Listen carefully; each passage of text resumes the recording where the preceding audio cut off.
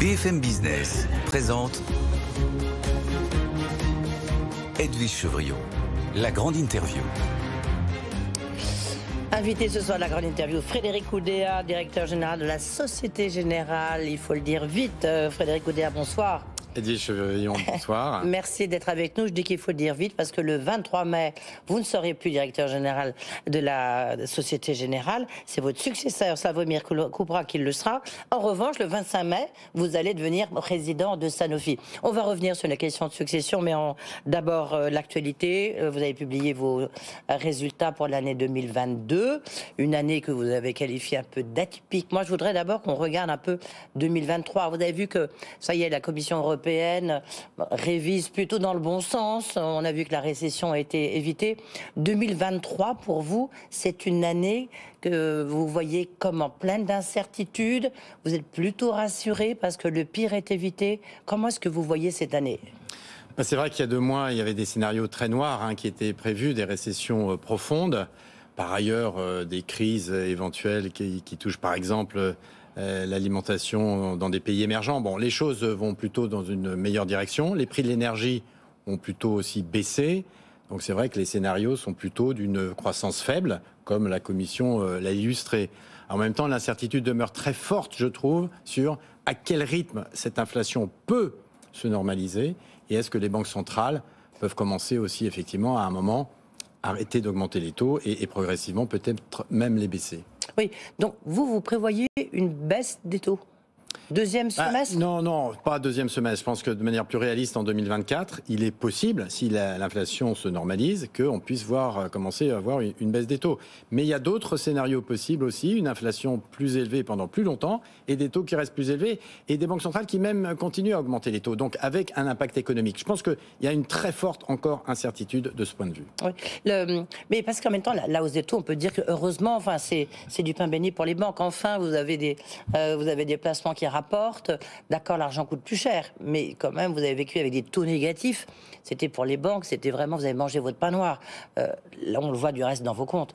Là, le fait qu'il y ait des taux élevés, c'est quand même plutôt une bonne chose pour les banques, pour le secteur financier. Alors d'abord, c'est sûr qu'on sort d'une situation totalement anormale, des taux négatifs, si vous voulez, c'est difficile à comprendre. Bon, maintenant, ce qui est vrai, c'est que le choc de taux a été violent, les taux ont augmenté très vite. Ouais.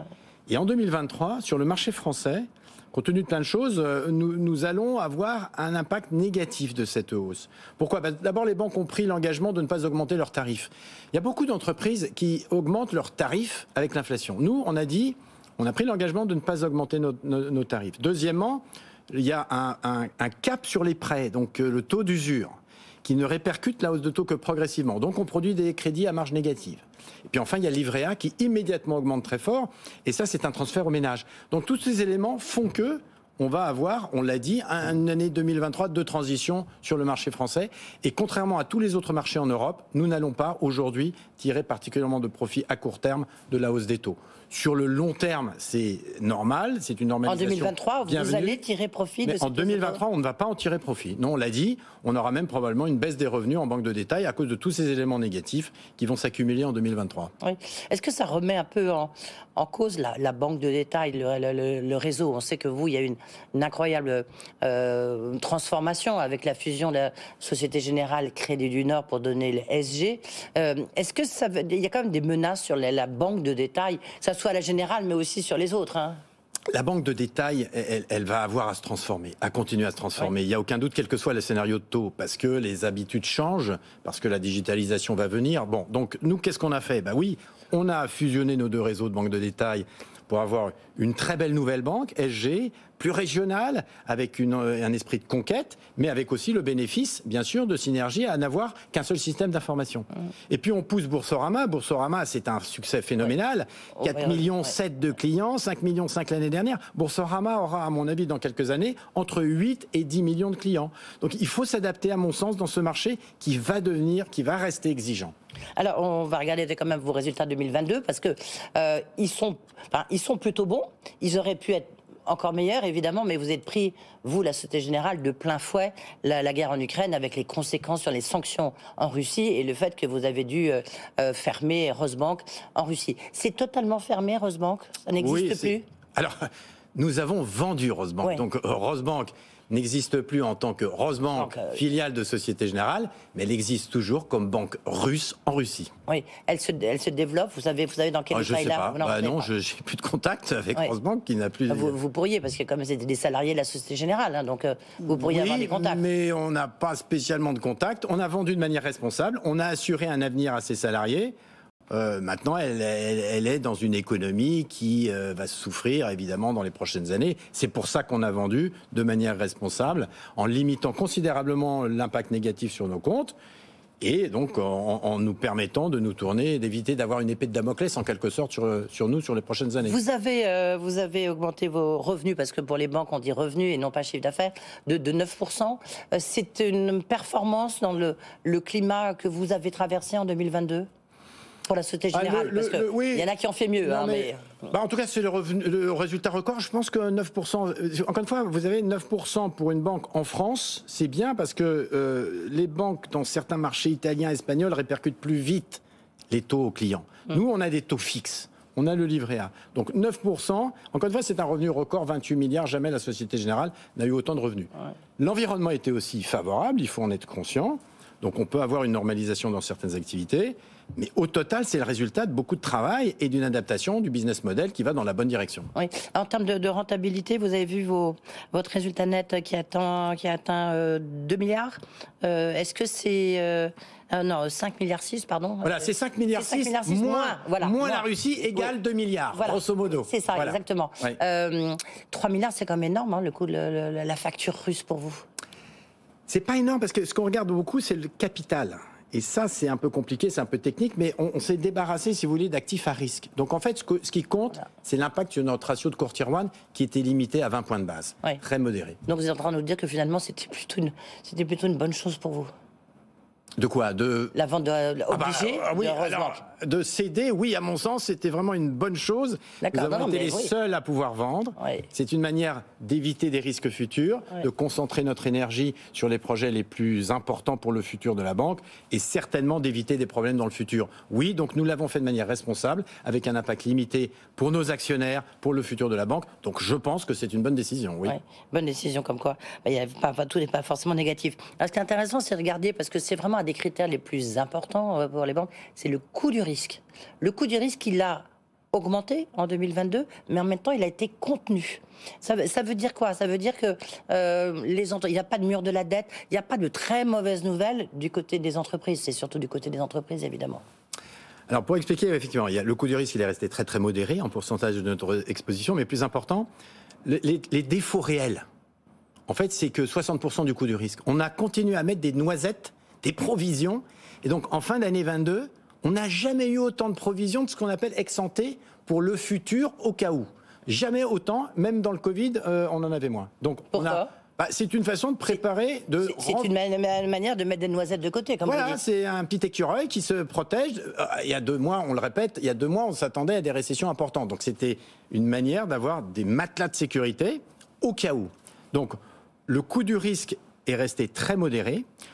Je pense que si la croissance ralentit, comme on dit, à 0+, oui, il y aura un peu plus de défauts chez les commerçants, dans certains secteurs, chez des petites et moyennes entreprises, mais à 0, quelque chose de croissance, ça ne peut pas être quelque chose de très significatif pour les banques. Et donc, on a indiqué un coût du risque très légèrement supérieur en 2023 par rapport à 2022, mais simplement très légèrement supérieur. Est-ce que ça veut dire que le niveau de provision, vous venez de le dire, Frédéric Oudéa, il est très élevé, trop élevé, c'est-à-dire qu'éventuellement, on pourrait, je sais pas, dans les prochains mois, vous pourriez abaisser ce niveau de provision?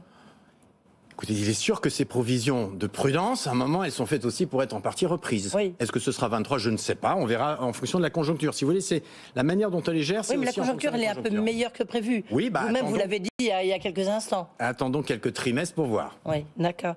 Donc ça, c'est un point important. Alors, on s'attend quand même, enfin les marchés, parce que l'accueil de vos résultats vous ont plutôt plombé en bourse qu'autre chose. Tout le monde s'attend à ce qu'il y ait des plans d'économie. Du côté de la Société Générale, est-ce que vous pouvez nous en dire un peu comment va se traduire ce plan d'économie? Alors d'abord, attention, nous avons, communiqué donc avec transparence sur 23, une année de normalisation sur les marchés et avec ses impacts sur la banque de détail en France. Donc le marché digère l'information. Les économies, on est en train de faire des projets qui ont pour but d'améliorer l'efficacité opérationnelle. La fusion, encore une fois. La fusion des deux réseaux, l'acquisition de LeasePlan par ALD, c'est l'intégration de deux entreprises qui vont nous permettre notamment, pas exclusivement, mais d'avoir des économies. Donc c'est à travers cela et le renforcement de l'efficacité aussi en matière de dépenses informatiques qu'on va continuer à progresser dans ce qu'on appelle le coefficient d'exploitation. Oui. Il n'y a pas un nouveau plan d'économie. Aucune de nos activités ne justifie aujourd'hui, au regard des perspectives, un plan d'économie spécifique. Et parce que vous en avez donc 2 de facto qui sont en route. Exactement. Et vous en attendez combien de ces synergies? Parce qu'en limite, on préfère dire ça. On l'a communiqué, par exemple, sur les réseaux France. Oui. On avait communiqué il y a 2 ans qu'il y aurait 450 millions d'euros de synergie, mais dans un projet, vous voyez, qui est ambitieux, qui crée une nouvelle banque ambitieuse. Il y aura 450 millions d'euros de synergie en 2024 et 2025. D'accord. Et sur ALD, et donc le rachat de LeasePlan, qui est quand même la plus grosse acquisition que la Société Générale ait faite, donc qui est absorbée par votre filiale ALD, donc ça c'est dans la mobilité, la location de véhicules. Là, les synergies, elles seront de combien? Pareil, elles seront de 200 à 300 millions d'euros. Avec l'intégration de 2 entreprises, mais toujours, si vous voulez, dans une logique aussi de bâtir un leader mondial, de conquérir. C'est pas juste des économies pour des économies, c'est dans le cadre d'un projet ambitieux de conquête. Oui, et donc là, de ce point de vue-là, il n'y aura rien d'autre. Vous me direz, c'est déjà un point important. C'est déjà pas mal, et ça nous occupe bien. Et le reste des métiers ont montré leur dynamisme, et nous ne prévoyons pas de ralentissement brutal de nos activités, loin de là. Oui, juste la fusion des réseaux, in fine, ça fait combien d'agences en moins? Ça fait pour chaque client de chacun des réseaux plus d'agences, puisque chacun des clients des agences pourra accéder en fait à plus d'agences que dans son réseau séparé. Sur l'ensemble des agences, il y aura à peu près 450 agences en moins. Oui. Donc on ne quitte aucune ville du territoire, mais simplement quand on a 2 agences côte à côte de 150 mètres, on n'en aura plus qu'une. Oui. Alors vous le disiez, il y a un point qui est très important, donc ça fait quand même 450 agences en moins. Absolument. Boursorama, c'est un peu votre pépite en fait. Il y a une dynamique extrêmement positive. Vous avez rappelé les chiffres. Est-ce qu'on peut imaginer, mais je veux dire à moyen terme, je ne parle pas du très long terme, qu'à la limite il y ait plus de clients chez Boursorama que dans les réseaux SG? On a 11 millions de clients, 10 millions de clients dans la nouvelle banque. Donc peut-être, mais ça prendra tout de même quelques années. Ouais. On en aura 5,5 millions fin 2023. Donc la moitié, grosso modo. Ouais. Mais ça continuera. Donc comme je l'ai dit, 8 à 10... ça me paraît quelque chose de tout à fait faisable. Question récurrente, je vous l'avais déjà posée la dernière fois. Vous aviez dit, bon, vous n'avez pas dit grand-chose, mais j'espère que vous allez me dire un peu plus. Orange Bank, puisque vous savez que le dossier est sur la place, qu'il y a des banquiers, des concurrents qui sont intéressés. Vous êtes intéressé? Je vais vous décevoir, Edwige, je ne vais pas vous commenter plus.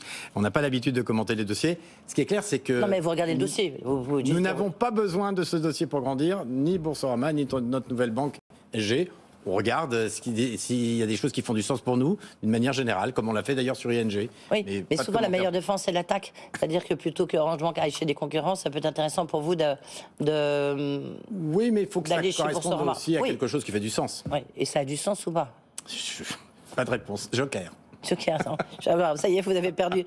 Vous n'avez plus le droit à un joker. Donc la question suivante, mon Dieu, c'est quand la cotation de Boursorama? Parce que là, on a envie de dire, ça explose, ça grandit, donc allez-y. Ben, pourquoi Deuxième joker. Non, ça, vous n'avez pas le droit. Un joker. C'est le choix de Slawomir Krupa. Je pars dans 3 mois. Ouais. Non, mais un des enjeux. Non, mais ça n'a rien sens. Alors, un des enjeux pour Slawomir sera évidemment de refléter toute la valeur de cet actif qui suscite de plus en plus d'intérêt de nos actionnaires. Et encore une fois, Boursorama va faire la différence sur le marché français. Oui. Il y a une grande question. Je posais la question à Philippe Brassa, qui est le patron du Crédit Agricole et aussi président de la Fédération bancaire française, du reste. Il disait, ce qui est très important aujourd'hui pour nous, banquiers, c'est la transition écologique et le rôle qu'on a, nous, en tant que financiers, parce que c'est vous qui financez les entreprises. Vous y consacrez combien, la Société Générale ? D'abord, c'est vrai que c'est avec la transformation digitale, c'est l'enjeu numéro 1 des prochaines années, des 10-15 prochaines années. J'y passe de plus en plus de temps. C'est inscrit dans la stratégie de tous nos métiers. Alors, pour vous donner un chiffre, nous avons prévu entre 2022 et 2025, donc le très court terme, de consacrer 300 milliards de financement au financement durable. 100 milliards sur notre bilan, 200 milliards à travers des émissions de dette dans lesquelles on aura un rôle senior. Donc ce sont des chiffres considérables. Ouais, 300 milliards. 300 milliards. Non mais il y a un besoin d'investissement. Et d'ailleurs, c'est un de mes sujets de préoccupation. Est-ce qu'on aura assez d'argent au total? L'épargne sera-t-elle suffisante pour financer à la fois les besoins, si vous me permettez, traditionnels de l'économie et ces nouveaux besoins d'investissement? Alors, on va réduire les financements sur le fossile. On a par exemple dit, on va réduire notre portefeuille, on accélère la réduction du portefeuille consacré aux énergies fossiles à très court terme, moins 20%, pareil entre 2019 et 2025, très court terme. Mais néanmoins, vous ne les supprimez pas complètement. Vous supprimez pas complètement. Non, mais on accompagne la transition. Oui. Et on continuera à le faire, mais derrière, il y a besoin de beaucoup de financement. Une question, vous pourriez financer là, parce que là aussi, on parle en dizaines de milliards, financer le nucléaire, les nouveaux EPR.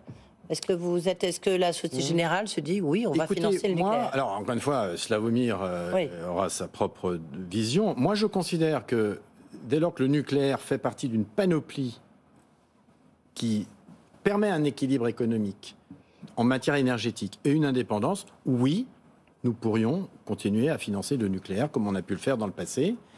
Je pense que cette énergie nucléaire, elle sera indispensable dans les 20 prochaines années en tout cas.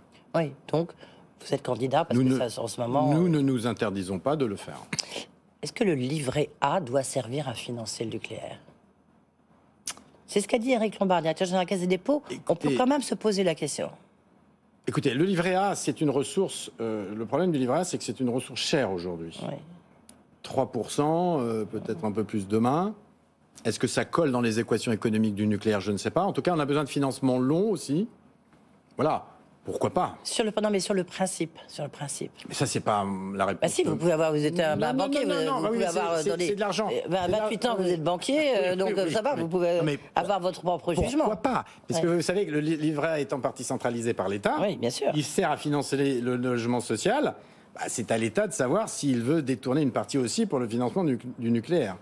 Pourquoi pas? Ouais. Là, ça fait beaucoup de jokers quand même. La valorisation, ce qu'on peut voir quand même, c'est que la valorisation de la Société Générale, c'est peut-être votre point faible, le point faible de votre bilan. On va revenir sur votre bilan dans un instant. Qu'est-ce qu'il faudrait faire pour que la valorisation des banques, notamment françaises, mais de la Société Générale, soit plus élevée? Nous, d'abord, on est dans une phase de transformation et on a dit on va assurer 10% de rentabilité soutenable dans le temps. Ça, c'est fondamental. Ouais. Deuxièmement, je pense qu'il faut qu'on ait que le marché ait une meilleure appréciation à la fois du marché français et de la BFI. Ce sont deux marchés. La banque de financement. Et la banque de financement. Ce sont deux choses qui ne sont pas aujourd'hui très bien valorisées par le marché. Le marché, il raisonne à plutôt court terme. Banque de détail qui bénéficie des taux. Aujourd'hui, c'est pas forcément la caractéristique du marché français et de la Société Générale. Ouais. Donc il faut continuer à bâtir ces modèles nouveaux dont je parlais et délivrer ce 10%, parce que ce 10%, il correspondra à une valeur meilleure. Oui, puis en plus, sachant que votre successeur vient de la BFI, donc ça n'encourage peut-être pas forcément. Non, là, je pense qu'il sera particulièrement bien placé pour expliquer justement la qualité de notre BFI. Est-ce que c'est pour choyer, gâter vos actionnaires que vous avez versé un dividende, que vous allez verser un dividende extrêmement élevé et que vous procédez à des rachats d'actions? Des rachats d'actions, quand même, on finit par se demander, est-ce qu'il faudrait mieux pas distribuer ça à vos salariés plutôt que de donner ça à vos actionnaires?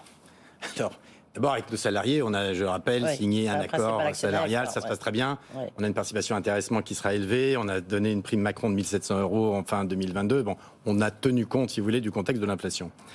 Là, il y a une masse qui est distribuée aux actionnaires, qui est finalement... 90% du résultat net, non, c'est ça? Oui, mais c'est énorme. Oui, mais attendez, non, mais il ne faut pas raisonner. Mais il faut pas raisonner comme ça. Je raisonne bêtement, vous avez... Mais il ne faut pas raisonner comme ça. Il faut regarder plutôt le résultat sous-jacent. Notre résultat sous-jacent, c'est 5,6 milliards. Je reviens au fait que la cession de la Russie a eu très peu d'impact sur le capital. Donc nous avons les moyens de rémunérer normalement nos actionnaires. Et notre politique, c'est 50% du résultat à nos actionnaires et 50% qui restent dans la banque. Sur ces 50%, pourquoi on pense que c'est intéressant d'avoir un dividende qui est versé en cash, en numéraire aux actionnaires, et du rachat d'actions? C'est le rachat d'actions, justement, c'est tant que l'entreprise n'est pas très bien valorisée, c'est une manière de racheter des actions. Oui, c'est une manière de vous protéger. Non, pas du tout. Et puis de verser encore plus d'argent, mais encore plus de dividendes à vos actionnaires. Dans le futur. Oui, mais on a tous fait des études de finance. Non, mais dans une enveloppe donnée, dans une enveloppe qui n'augmente pas, dans une enveloppe donnée, au lieu de tout distribuer aux actionnaires en cash, dans les comptes en banque. On dit, il y en a une partie qui va en cash et on rachète des actions pour permettre que le dividende dans les 2 ou 3 prochaines années soit plus élevé. Ben, c'est ça, c'est pour les actionnaires. Mais à la limite, vous pourriez investir, vous pourriez investir plus. L'investissement, il est dans les 50% qu'on garde. Et dans tous les frais d'investissement, les dépenses d'investissement sont déjà déduites du dividende et du résultat net. Donc on a une politique qui me paraît extrêmement équilibrée entre toutes les parties prenantes. Oui, c'est une manière quand même de choyer vos actionnaires parce que la valorisation de la Société Générale n'est pas suffisante et donc vous devenez une proie. Enfin, vous êtes depuis longtemps du reste. D'abord, il ne s'est rien passé depuis 15 Absolument, ans. Donc ce discours-là, il y a beaucoup de gens qui peuvent encore le tenir sans qu'il se passe. Et c'est beaucoup plus compliqué que ça. Cette politique de distribution est tout à fait en ligne avec ce que font nos pairs. Il y en a qui distribuent beaucoup plus que nous, et il est normal de rémunérer nos actionnaires. Est-ce que vous attendez à une consolidation dans le secteur, justement, secteur bancaire, au niveau européen notamment? Non, parce que honnêtement aussi une des déceptions, moi j'ai 15 ans de recul, c'est qu'on n'a pas beaucoup progressé dans l'union bancaire, et au fond on est au milieu du gué. Et je pense qu'il n'y a pas beaucoup de consensus sur le point d'arrivée. Donc je crois que la priorité aujourd'hui, c'est plutôt la gestion des transformations, sortir de cette quand même crise, on a une guerre aux frontières de l'Europe, et essayer d'avoir un agenda politique qui trouve de la bande passante pour traiter ce sujet-là, et pas être évidemment absorbé, on le comprend tous, par le prix de l'énergie, par l'immédiateté des enjeux géopolitiques. Donc peut-être que ce sera la nouvelle commission qui y réfléchira. Ça prendra beaucoup de temps, si tant est que ça arrive un jour. D'accord. 15 ans... Société Générale, à la tête de la Société Générale, 28 ans au total. On s'en souvient, vous êtes arrivé dans un contexte très particulier, au lendemain de l'affaire Kerviel. C'est quoi le bilan de Frédéric Oudéa? Il est temps de le tirer. Non, justement, il n'est pas temps de le tirer parce que je suis encore toute. Il vous reste encore, 5 mois, vous avez raison. Je suis encore 3 mois au fourneau, très actif. À 23 mai, oui. Vous avez raison. 3 mois, très au fourneau. On voit que vous avez compté quand même, oui. Non, et le bilan d'un dirigeant, de toute façon, il faut prendre un peu de recul parce que. Ouais. Mais quand même, vous êtes avec nous. Non, la solidité défensive. Non, mais écoutez, en tout cas, ce que je peux vous dire, c'est le bilan de la banque est extraordinairement solide. Capital, niveau de provisionnement, qualité du portefeuille de crédit. Les revenus ont atteint un niveau historiquement élevé et je pense que nous sommes en train de déployer des business models très porteurs pour le futur. Puis troisièmement, il y a je crois, une culture tournée vers le client, une belle culture, et à la fin des fins, c'est le plus important. Moi, je retiens surtout l'aventure humaine de 15 ans avec mes équipes. On a eu des hauts et des bas, des crises, ça a été incroyable. Est-ce que vous considérez que vous avez sauvé la Société Générale? Je ne sais pas très bien. Vous et vos équipes. Je ne sais pas très bien ce que ça veut dire sauver. On est passé par des moments de tension extrême. La crise Kerviel, c'est Daniel Bouton qui a formidablement agi pour trouver la solution. Il y a eu la crise de la zone euro, il y a eu des moments de tension et il était important de trouver effectivement les arguments forts. Ce qui est clair aujourd'hui, nous sommes en forme, nous abordons le futur avec beaucoup d'énergie et de détermination. Et je serais tenté de dire, un des éléments de mon bilan, je vais vous dire, où je suis fier, c'est que le Conseil a pu choisir en interne un successeur. Et ça, savoir organiser sa succession, c'est une chose fondamentale pour un dirigeant.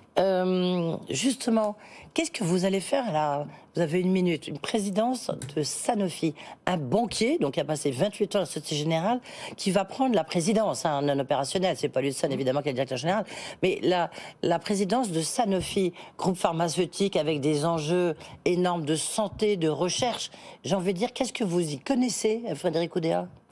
Alors, en dehors du fait que tout petit, j'étais dans le laboratoire de mon père en train de peser des gros rats, de ce retour aux sources familiales, mais plus sérieusement, non, il y a des similitudes entre la banque et la pharmacie, des enjeux d'innovation qui se font parfois dans des petites entreprises très bien valorisées. Donc l'enjeu d'innovation est un sujet assez comparable. La digitalisation, les enjeux de données, c'est fondamental pour les essais cliniques, pour changer la donne. Les transformations aussi des plateformes industrielles. Donc il y a des enjeux, si vous voulez, des enjeux d'impact sur les sociétés, de réputation. Donc il y a des éléments de ressemblance. Et si vous voulez, je pense qu'on va former un très bon duo avec Paul. Justement, Paul, c'est un spécialiste de la pharma. Moi, je vais essayer de l'aider à... Vous, les acquisitions, en fait. Et les acquisitions aussi, bien sûr, parce que, je répète, c'est un monde qui fait des acquisitions très valorisées. Voilà, donc j'aurai ma connaissance des marchés financiers, de l'acquisition. Merci beaucoup Frédéric Oudéa d'être venu ici. Quand même tirer votre bilan et puis expliquer un peu comment se porte la Société Générale que vous avez donc dirigée pendant 15 ans. On se retrouvera soit peut-être pour les trimestriels, soit en tant que président de Sanofi. Merci beaucoup. Dans un instant, évidemment, c'est Frédéric Simotel et François Sorel qui sont là pour Tech & Co. Vous pouvez réécouter l'interview de Frédéric Oudéa en replay ou sur le podcast de BFM Business. Et nous, bien sûr, on se retrouve demain avec Thomas Reynaud, le patron d'Iliade et de Free. Il y a beaucoup de questions. On dira peut-être un mot d'M6 aussi. À demain. Bonne soirée.